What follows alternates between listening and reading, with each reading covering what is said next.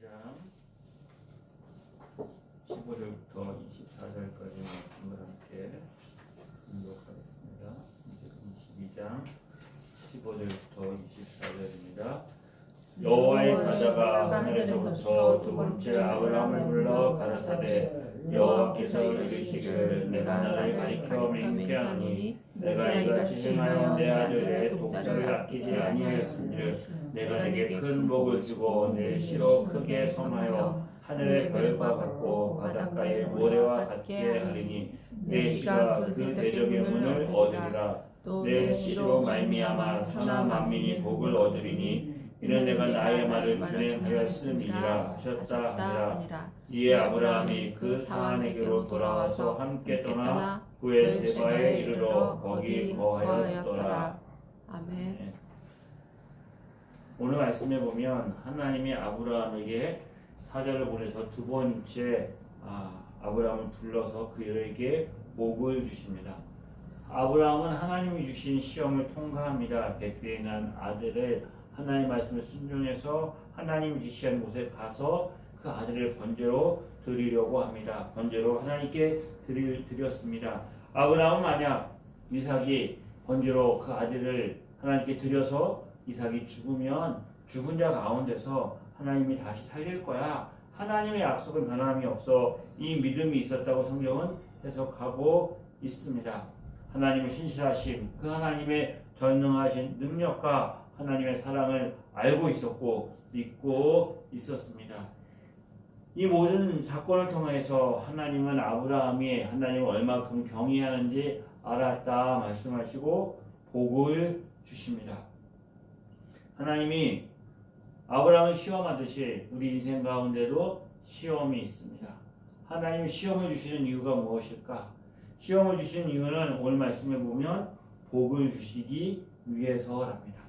시험을 잘 통과하면 복을 얻게 되어집니다.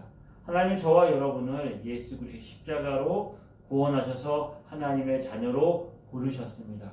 모든 시작은 하나님의 부르심에서 시작되지요. 하나님이 아브라함을 갈대아 우르에서 부르셨듯이 저와 여러분도 죄와 사망 가운데서 부르셨습니다. 이 부르심을 가리켜서 우리가 구원이라고 말하지요.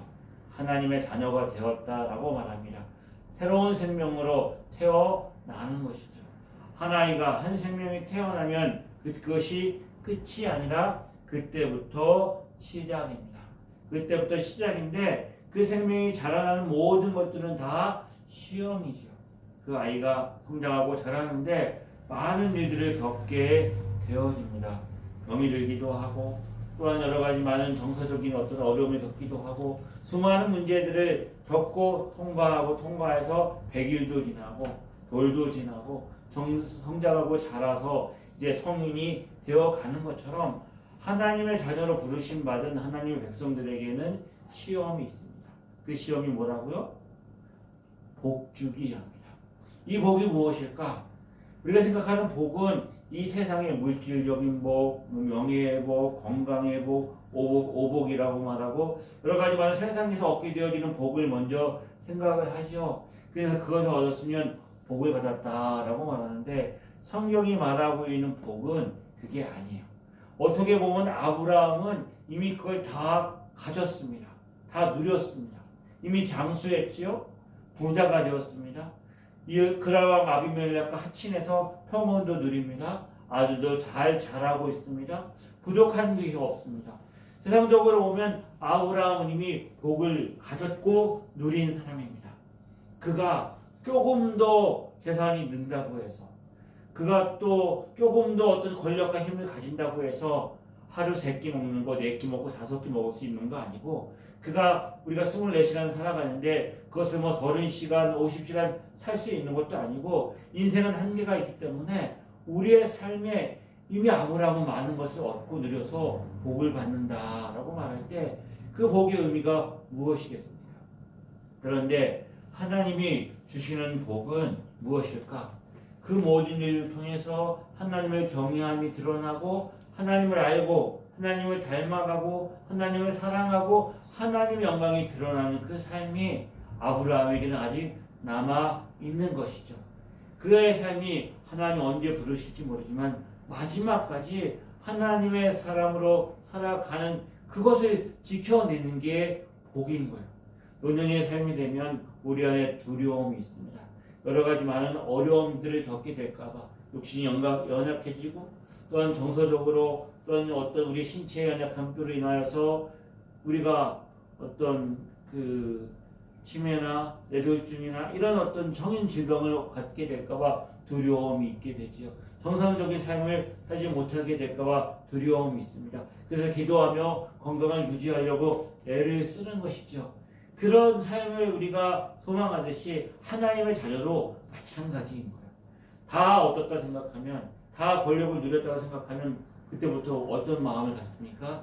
지키려고 하고 그것을 내 것으로 알고 내가 그것을 잃어버리지 않으려고 하다 보면 사람의 마음이 갖지 않아야 될 것들을 탐하게 되고 누려서는 안 될 것들을 누리게 되고 그리고 허황된 곳에 우리의 마음을 빼앗겨서 하나님의 자녀로서 성도로서의 삶의 정체성을 잃어버리게 되고 다른 곳에 우리의 마음을 빼앗기게 되는 것이죠.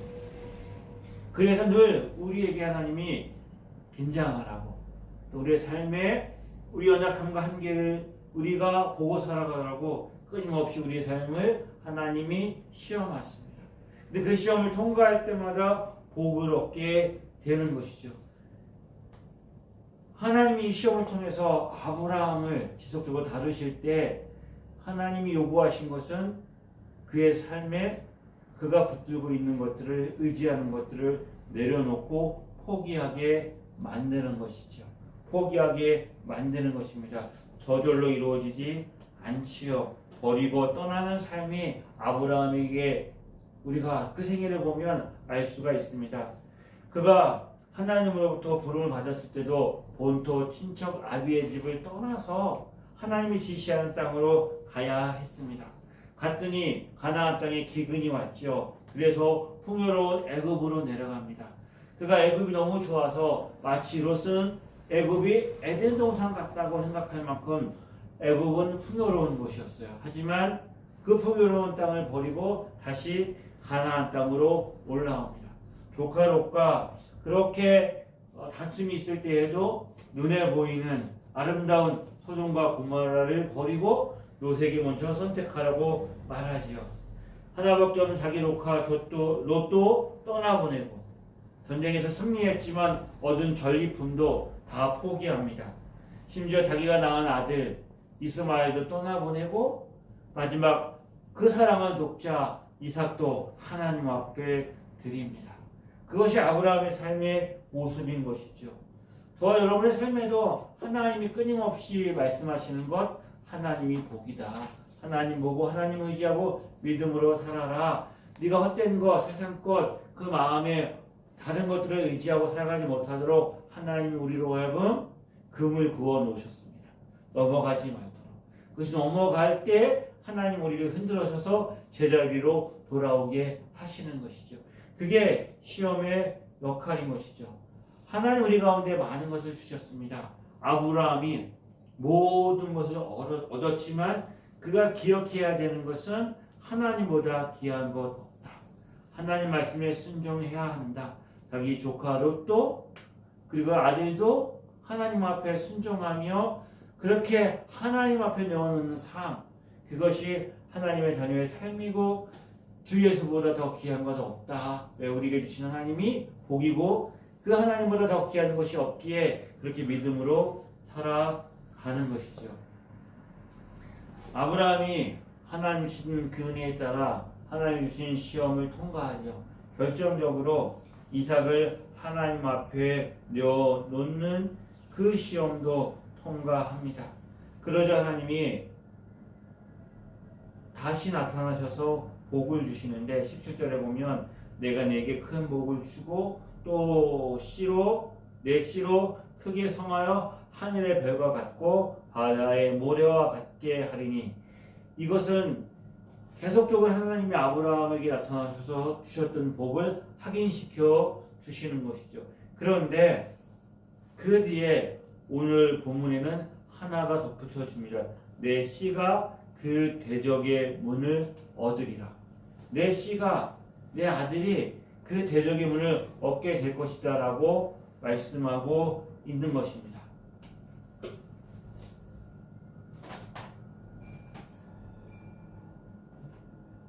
추워요. 그 씨가 뭘까요? 대적의 문을 얻는다는 말의 표현은 무엇일까요? 적과 싸워서 전쟁에서 승리한다는 말이죠. 적과 싸워서 전쟁에서 승리한다. 그런데 오늘 우리가 아침에 눈을 떠봤더니 우리가 월드컵 32강에서 탈락했습니다. 모든 경우의 수가 다 사라지고 그 월드컵 이제 탈락하고 그 좋은 멤버 가지고 그렇게 꿀조해서 탈락해서 비행기를 싸들고 돌아와야 하는 것이지. 축구가 어떻게 보면 하나의 전쟁과 같은데 그 전쟁에서 패해서 돌아오는 것은 너무나 쓸쓸하겠죠. 대적의 문을 취하여야 되는데 대적에게 문을 내어주고 전쟁에서 실패한 것입니다. 대적의 문을 얻게 된다. 아브라함의 씨가 그 전쟁에서 승리하게 될 것이다. 여기서 말하는 아브라함의 씨가 누굴까요? 아브라함의 씨는 이삭이겠죠. 그리고 이삭에게 이어지는 그 민족이겠죠. 그의 백성이겠죠. 큰 민족과 나라를 이루려고 할 건데 그런데 거기에서 그치지 않고 아브라함과 다윗의 후손 예수 그리스도의 세계라. 하나님의 아들 예수 그리스도가 오셔서 승리하게 되어질 그 복음의 메시지를 여기에 담아 놓으신 거예요. 뭘 통해서? 이삭의 사건을 통해서.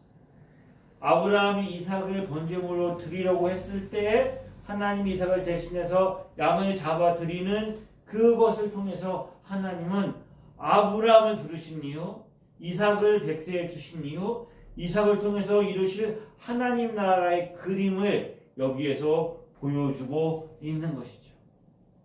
하나님이 이삭을 바치는데 그냥 바치는 것이 아니라 3일 길을 가서 지시할 곳에 가서 거기가 모리아산이었고 그 모리아산이 나중에 뭐가 됐다고요? 다윗 때 징계가 내렸을 때 그가 단을 쌓았던 그곳이 바로 하나님의 용서의 장소였고 거기에 솔로몬이 성전을 짓고 나중에 그 성전터에서 골고다의 십자가에 예수 그리스도께서 죽으시고 부활하신 놀라운 하나님의 복음의 메시지가 거기에 담겨져 있는 것이죠. 대적의 문을 취하는 것입니다. 복음이 무엇입니까? 대적의 문을 취하는 것입니다. 아브라함의 씨가 대적의 문을 취하게 될 것입니다. 이 아브라함의 씨가 와서 대적의 문을 취하게 될 것이다. 이 약속의 말씀은 아브라함 때 아브라함에게 처음 주어진 메시지가 아니었습니다. 언제? 처음 복음이 제시되어지는 그 순간 아담과 하와가 에덴 동산에서 선악과를 떠먹지 말라는 하나님의 말씀에 불순종하고 선악과를 떠먹음으로 범죄하고 타락해서 에덴 동산에서 그들이 내어 쫓기게 되지요. 그때 하나님이 아담에게 또한 사라에게 그 하와에게 하나님이 심판과 저주를 내릴 때 마지막으로 뱀에게 뭐라고 말씀하십니까? 뱀에게 내가 너로 뱀입니다. 내가 너로 여자와 원수가 되게 하고 내 후손도 여자의 후손과 원수가 되게 하리니 여자의 후손은 내 머리를 상하게 할 것이요 너는 그의 발꿈치를 상하게 할 것이라 하시고 여자의 후손이 와서 너가 여자의 후손과 원수가 되게 하리라. 원수가 뭐예요? 대적인 거죠. 대적. 싸우는데 여자의 후손이 너의 머리를 밟을 것이다. 승리하는 것이죠. 하지만 여자의 후손도 상처를 받게 되지요. 발꿈치를 상하게 되는 것이죠. 여자의 후손, 저와 여러분은 여자의 후손이 아닙니다. 저와 여러분은 남자의 후손이죠. 아버지의 씨가 어머니에 잉태되어서 우리의 생명이 태어나게 된 것이죠.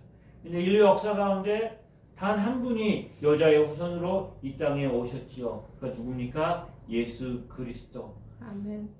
남자를 알지 못했던 처녀였던 마리아가 동정녀의 마리아가 예수 그리스도를 잉태하고 그 아들이 이 땅에 오는데 그가 바로 아브라함과 다윗의 후손 예수 그리스도 임마누엘, 예수 그리스도 하나님의 아들.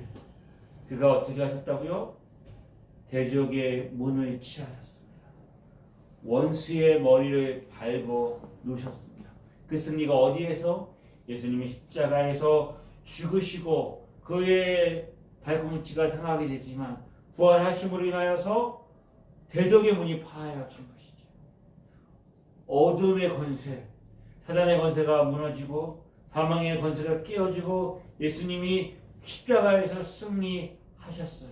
이 메시지를 아브라함에게 주시는 것이죠. 내 씨가 대적의 문을 치하리라. 그 놀라운 결과로 하나님의 나라가 저와 여러분이 예수 그리스도 안에서 구원받아 하나님의 자녀가 된 것이죠. 아멘. 골로새 1장 13절에 사도 바울은 그가 우리를 흑암의 권세에서 건져내사 그의 사랑의 아들의 나라로 옮기셨으니 흑암의 권세의 나라에서 원수의 문을 치하여서 대적을 깨트리고 우리를 구원하셔서 건져내셔서 그의 사랑의 아들의 나라로 옮겨 놓으셨습니다. 우리를 구원하신 것이죠. 흑암의 권세가 언제 어디서 그들이 박살났습니까? 예수님의 십자가로 대적의 문을 빼앗고 원수의 머리가 깨어지고 우리가 이제 그의 사랑하는 아들의 나라 하나님의 자녀로 거듭나는 것이죠. 예수님이 공생애 가운데 귀신을 내어 쫓습니다. 귀신을 내어 쫓는 것을 보고 예수님을 대적했던 바리새인들과 사두개인들이 와서 시비를 겁니다. 저가 귀신을 내어 쫓는 것은 그냥 하는 것이 아니라 하나님의 능력이 아니라 바알세불 귀신의 왕의 능력으로 가지고 귀신을 내어 쫓는 것이다 라고 말합니다. 귀신을 들렸다는 것이죠. 그때 주님이 뭐라고 말씀하십니까? 야, 세상에 자기 편끼리 싸우겠느냐? 누가 자기 편끼리 싸우냐? 승리하기 위해서 연합하지 자기 편끼리 싸우는 거 봤느냐? 사람이 먼저 강한 자를 결박하지 않고는 그 강한 자 집에 들어가서 세간을 늑탈하지 못할 거야. 강한 자를 결박해야 풀어내지. 전쟁에 싸우는데 적군에 강한 자가 있습니까? 근데 포로로 잡혀있는 자들이 있어요. 포로를 해방시키고 포로를 다시 구원하려고 하면 어떻게 해야 됩니까? 강한 자가 힘을 쓰고 있는 가운데는 그 포로를 끌고 올 수 없어요. 그러면 어떻게 해요? 강한 자를 잡아서 그를 꼴꼭 움직이지 못하게 결박하고 난 다음에 그 빼앗긴 것을 되찾아오지 않겠느냐라고 말씀하십니다. 예수님이 귀신을 내어 쫓는 것은 어떻게 예수님이 귀신보다 강한 것이고 같은 편이 아니고 나는 하나님의 능력으로 이 일을 행하는 것이다 선포하시는 것이죠. 저와 여러분이 구원받은 하나님의 자녀가 되었습니다. 그래서 이렇게 하나님 앞에 나와 예배하고 있어요. 그것은 무엇 때문에 가능하다고요? 원수가 깨어졌기 때문인 것이죠. 사단의 권세가 깨어졌습니다. 성경은 말합니다. 저와 여러분은 태어날 때부터 어머니 모태부터 죄악 가운데 태어나는 것이죠. 죄와 허물로 죽었던 우리를 세상의 풍조를 따라 공중의 권세 잡은 자를 따랐던 저와 여러분들을 이 흑암의 권세에서 악한 세대에서 건져내서 하나님의 자녀로 구원하셨습니다. 승리하신 것이죠. 아멘. 이 약속을, 이 승리가 주님의 승리뿐만 아니라 저와 여러분의 승리가 되고 이 땅에 하나님의 자녀인 교회의 승리가 될 것이다. 예수님이 이 승리가 예수님의 승리뿐만 아니고 아브라함의 승리만 아니라 저와 여러분의 승리가 되어진다고 말씀하셨어요. 베드로 16장에 마태복음 16장에 보면 베드로가 주는 그리스도시요 살아계신 하나님의 아들이라고 고백하죠. 주님은 그리스도시고 살아계신 하나님의 아들입니다. 그때 주님이 이렇게 말씀하시죠. 너는 베드로라. 내가 이 반석 위에 내 교회를 세우리니 음부의 권세가 이기지 못하리라. 음부의 권세가 이기지 못하리라.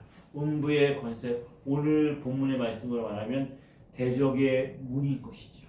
대적의 문을 치하리라. 음부의 권세가 이기지 못하리라. 예수 그리스도가 주는 그리스도시요 살아계신 하나님의 아들이라. 이 고백이 어디에서? 예수님이 십자가에서 죽으시고 부활하시고 승천하심으로 완성되어졌고, 이 승리가 주님의 이 믿음의 고백 위에 세워진 하나님의 교회 위에 교회가 가지고 있는 권세라는 것이죠. 이 고백 위에 승리하게 됩니다. 한 번 이기면 되돌릴 수 없어요. 한 번 이기면 끝인 거예요. 월드컵에서 아무리 강팀하고 만나고 약팀하고 만나도 강팀이 약팀에게 지면 그건 돌이킬 수가 없어요. 일어난 사건이기 때문에 거기에 무슨 부정이 있거나 뭐가 있어서 재경기가 일어나지 않으면 되돌릴 수가 없는 거예요. 이미 승리했기 때문에. 예수 그리스도께서 십자가에서 승리한 이 승리의 사건은 되돌릴 수가 없어요. 음부의 권세가 깨어진 거야. 사탄마귀 어둠의 권세가, 죽음의 권세가, 사탄의 권세가, 세상의 권세가 깨어지고 승리하셨기에 저와 여러분이 구원받은 거예요. 저와 여러분이 하나님의 자녀가 된 거예요. 저와 여러분이 거듭나서 천국에 대한 소망을 가지고 이 땅을 살아가게 되는 거예요. 그 권세가 깨어지지 않았다면 그 일은 가능하지가 않아요. 그러므로 이 전쟁은 무슨 전쟁이라고요? 이미 승리한 전쟁이에요. 그래서 우리는 뭘 경험해요? 시험을 받는 거예요. 유혹에 빠져 세상으로 다시 가서 멸망의 기로가 가는 것이 아니라 시험을 받는 거예요. 시험은 통과하면 통과하는 대로, 떨어지면 떨어지는 대로 유익이 있어요. 거기에서 교훈을 얻으면. 우리가 32강 떨어졌어요. 실패했어요. 그동안 고생했던 것들이 물거품이 되었어요. 허탈해요. 시험을 통과하지 못한 것이죠. 그러면 끝입니까? 아니, 여기서 교훈을 얻어야 되죠. 왜 통과하지 못했을까? 왜 우리 축구가 이렇게 되었을까? 그러면서 잘못된 것은 도려내고, 그리고 바로잡을 것은 바로잡고, 새롭게 다져서 앞으로를 기대하고 발전시키기 위한 방법들을 찾아야 되겠죠. 이것이 시험에서 실패한 교훈이고 얻어야서 더 큰 발전을 하게 되는 것이죠. 우리가 주님이 주신 시험을 통과해서 얻는 복이 있지만 실패함을 넘어짐으로 상처받고 그걸 통해서 우리가 고통받음으로 얻는 복도 있는 거예요. 그 모든 것이 합력하여서 선을 이루는 것이 저와 여러분의 삶인 것이죠. 아멘. 이 원수가 깨어지는 삶이 어떻게 가능했을까요? 어떻게 아브라함이 이 복을 얻게 되었을까요? 하나님 말씀에 순종하며 자기가 사랑하는 독자 이삭을 하나님 앞에 드림으로, 섬김으로, 희생함으로 이것이 얻게 되어진 것이잖아요. 예수님 십자가에서 우리를 위해 죽으신 것은 단순한 죽음이 아니라 하나님의 아들이 우리를 사랑하셔서 하나님 독생자 예수 그리스도를 아끼지 않고 내어주신 것을 인해서 주님은 섬김을 받으러 오지 않고 도리어 자기 몸을 내어줘 섬기러 오셨던 것처럼 우리가 주님을 따르는 그 삶을 희생하고 사랑하며 섬기는 삶을 살아갈 때 그 승리가 저와 여러분의 것이 되어지는 것이죠. 아멘. 세상은 끊임없이 승리가 거기에 있다고 말하지 않아요. 내 자신을 드러내고 내 자신을 자랑하고 내 자신을 나타내는 것을 위해서 그 삶, 전쟁에 우리가 말로는 그렇게 말할 수 있어요. 이번에 그 월드컵 감독이 이렇게 말했다고 하지요. 나를 포기했다고. 포기했다고 말하지만 그가 버린 게 하나도 없었던 것이죠. 자기의 고집과 경험과 생각에 똘똘 뭉쳐서 많은 사람들을 실망과 허탄함을 안겨주어서 그의 삶에 많은 그 어려움을 이제 만나게 된 것이죠. 우리가 말로는 그렇게 말할 수 있지만 정말로 우리의 삶에서 내가 하나님 말씀에 순종하며 믿음으로 살아가는 그 삶, 나 자신을 내어놓고 주님을 의지하는 그 삶, 우리가 끊임없이 그 삶을 살고 그렇게 행하며 나아갈 때 승리가 우리에게 이미 얻어졌기 때문에 승리하는 그 삶을 누리며 살아갈 수 있는 거예요. 저와 여러분을 바라보면 연약한 것 투성이죠. 좌절하고 넘어지고 절망하고 실망할 수밖에 없어요. 뭘 보면? 저와 여러분을 보면. 하지만 우리가 바라봐야 될 것은 저와 여러분이 아니라 믿음의 주 온전케 하신 예수 그리스도를 바라보고 믿음으로 나아갈 때 승리하신 주님이 우리에게 승리를 주시는 거예요. 그러기에 우리의 삶에는 실패하고 넘어짐과 또한 우리의 삶의 아픔과 고난과 연약함이 있을지는 모르지만 뭐는 없어요? 패배는 없어요. 절망은 없어요.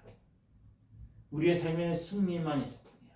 죽음 가운데도 소망이 있기에 우리의 삶은 승리만 있을 뿐이에요. 우리의 삶이 예기치 않은 어려움이 있습니다.